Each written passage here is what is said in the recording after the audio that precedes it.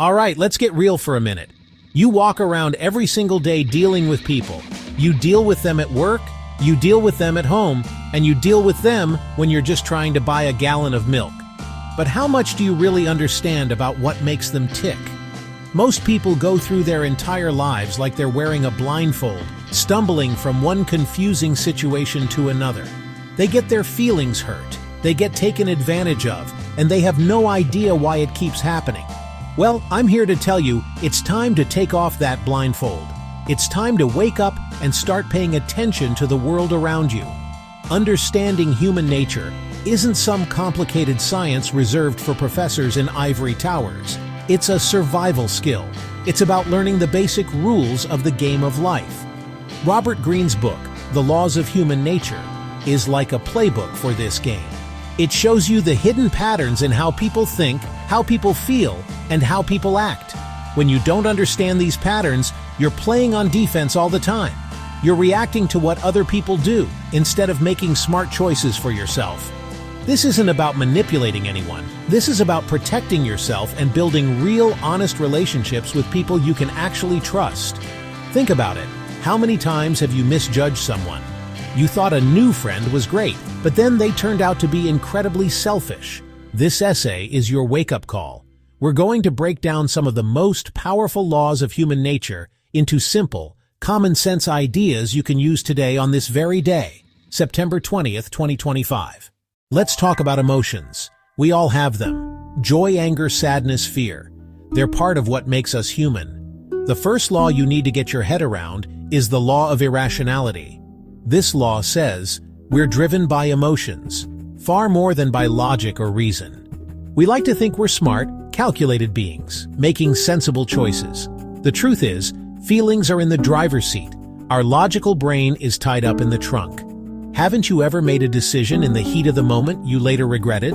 That's irrationality at work. Become an observer of your own mind. When a strong emotion bubbles up, anger, excitement, jealousy, take a step back. Ask, why am I feeling this? Is this based on facts, or is my ego bruised? This pause is your power. It gives your rational brain time to catch up. It's the difference between reacting blindly and responding intelligently. Mastering this law is balance. It's hard work, but it's the foundation of self-mastery. Now, let's tackle a word you hear all the time: narcissism. A lot of people think a narcissist is just someone who posts a lot of selfies, but it goes so much deeper than that, and you need to know how to spot the real deal. The Law of Narcissism says that we all exist on a spectrum of self-absorption. On one end, you have healthy self-love, knowing your worth, and having confidence. But on the other end, you have deep narcissists. These are people who are so trapped in their own world that other people become objects for them to use. They lack true empathy and see everything in terms of how it affects them. Where does this come from? It often starts in childhood. Some people never form a solid sense of self-worth. They feel empty inside. To fill that void, they create a false, perfect self, an inflated mask of confidence and superiority. Their entire life becomes about getting attention and validation to prop up this fragile mask. This is why they are constantly talking about their accomplishments, why they can't handle any criticism, and why they have to be the center of attention. Any little thing that threatens their mask of perfection feels like a life-or-death threat, and they will lash out. So how do you spot a deep narcissist? You have to pay attention to their actions, not their charming words. And by understanding how it works in others, you can protect yourself from those who will drain you dry to feed their own bottomless emptiness. Recognizing these tendencies in yourself is not about judging yourself. It's about managing your own ego. People are always wearing masks. That's not me being cynical, that's just a fact of social life. The law of role-playing tells us that everyone presents a carefully crafted version of themselves to the world. We want to appear smart, confident kind, so we act the part. Body language, tone of voice, micro-expressions. Did someone say they were happy to help but their arms were crossed and they wouldn't make eye contact? Did your boss praise your work but their smile seemed forced and didn't reach their eyes? These are the tells. Moments when their true feelings leak out, betraying the role.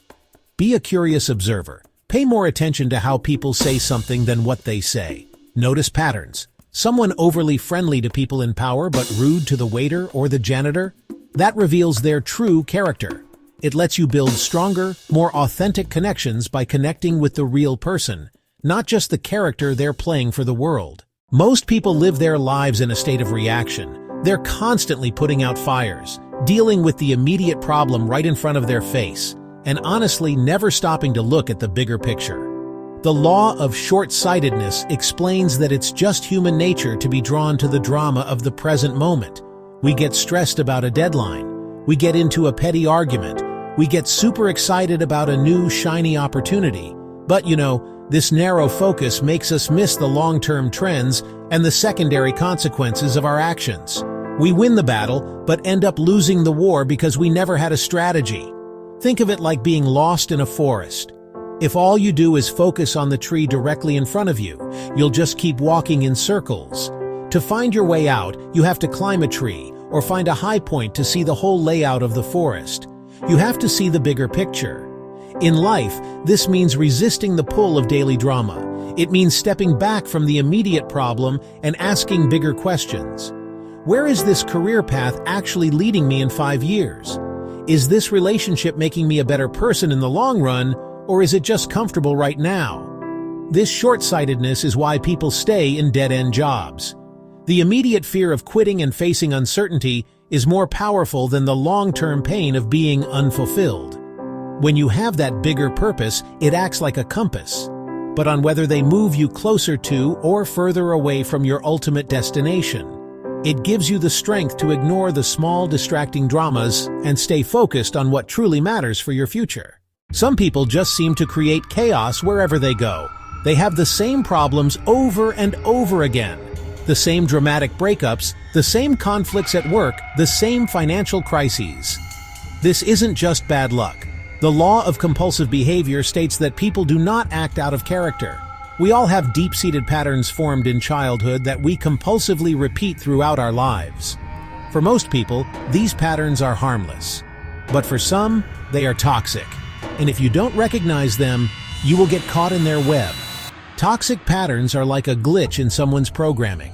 Someone can be charming and intense, but have a history of failed relationships where they always blame the other person.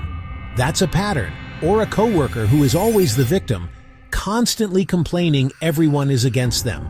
That's a pattern. They won't change for you. They're stuck in a loop. They'll pull you into their drama, make you the next person to blame, then move on to their next victim, repeating the cycle. Your job is not to fix them. I'm going to say that again. Your job is not to fix them. Learn to recognize the pattern. Be the gatekeeper of your own life. Don't let toxic patterns in. All right, it's time to look in the mirror, and I mean really look. The law of shadow self says that we all have a dark side. This is the part of ourselves that we don't like to admit exists. It's made up of all the qualities we were taught were bad or unacceptable when we were kids. Aggression, selfishness, envy, laziness. So what do? We push these traits down into the shadows of our personality. We pretend they aren't there, and we put on a social mask that shows only our good side. But here's the problem. What you repress doesn't go away. It just finds other ways to come out. This hidden dark side is what Carl Jung called the shadow. When we don't acknowledge it, it tends to project itself onto other people. Have you ever been intensely irritated by a specific quality in someone else? Maybe you can't stand people who are arrogant, or people who are passive. Often, the things that drive us crazy in others are the very traits we are repressing in ourselves. You hate that arrogant coworker because you secretly wish you had more confidence. You despise that passive friend because you've repressed your own ability to go with the flow. The shadow makes us hypocrites without us even realizing it. The shadow also leaks out in our behavior. It comes out in moments of stress or anger. A normally calm person might have a sudden explosive outburst of rage. A person who acts incredibly selfless might be caught in a surprisingly selfish act. By embracing your whole self, both light and dark, you become a more complete, more honest, and paradoxically, a better human being. So, here we are.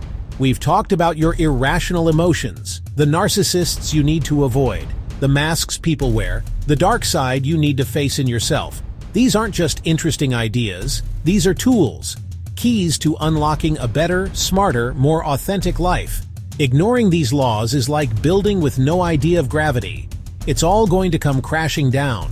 The world is full of people who are unhappy, confused, feeling like victims. You do not have to be one of them. The journey starts with self-awareness. The courage to look at yourself honestly, your flaws, your patterns, your irrational triggers, your hidden shadow. You can't change what you don't acknowledge. This is the hardest part. Your ego will fight you every step. Tell that ego to sit down and shut up. Be a student of yourself. Admit you don't have all the answers. Commit to lifelong learning and growing. Do you have the courage to use it? Live with purpose and on purpose.